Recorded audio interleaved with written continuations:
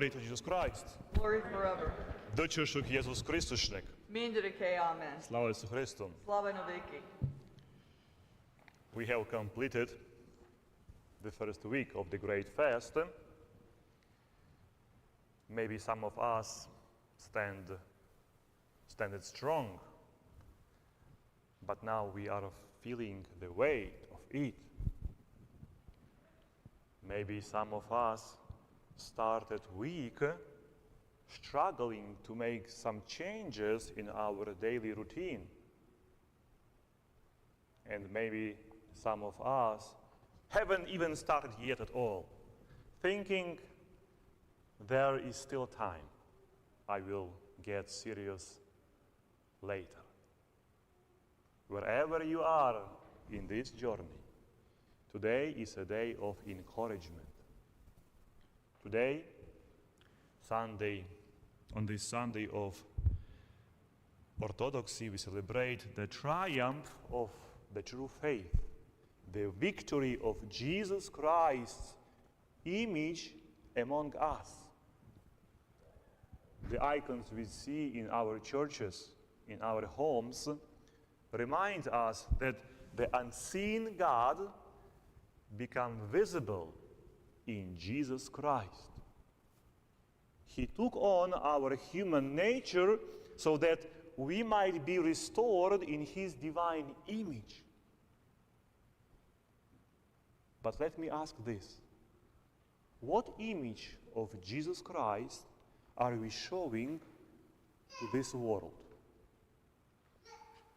When people look at us, do they see the love, the humility, the patience of Jesus Christ? Or do they see the image of pride, the image of anger, the image of impatience, the image of selfishness? Fasting, prayer, almsgiving are not just religious obligations. They are tools to restore the image of Christ, Jesus Christ, within us. The fast is not just about food. It's about transformation of my heart. If we stop eating meal but devour our neighbor with our words, we are not fasting. If we avoid dairy but feed our souls with anger and judgment, we are not fasting. If we pray but we do not forgive, our prayers become empty. So this, I challenge you, don't settle for a comfortable Lent. Push yourself beyond where you think you can go. If you are only fasting from food, fast also from gossips and all complainings. If you are only praying at church, pray at home with your family. Pray at your work. We are not just walking toward Pascha, we are marching into battle. The Great Fast is a struggle, a spiritual warfare against our own passions and all our sins.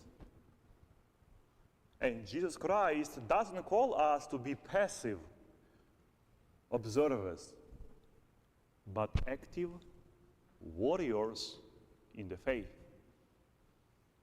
If we fight good fight, if we strive for holiness, then on Pascha we will not only celebrate Jesus Christ's victory over death, we will taste that victory in our own lives. So, today, my dear brothers and sisters in Christ, I ask you again, how are you doing on this journey? Are you pushing yourself?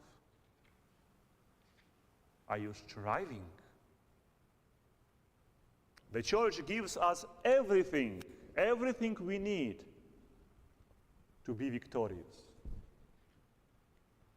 Let us pick up our weapons: prayer, fasting, love, and press forward to the joy of the resurrection. Amen.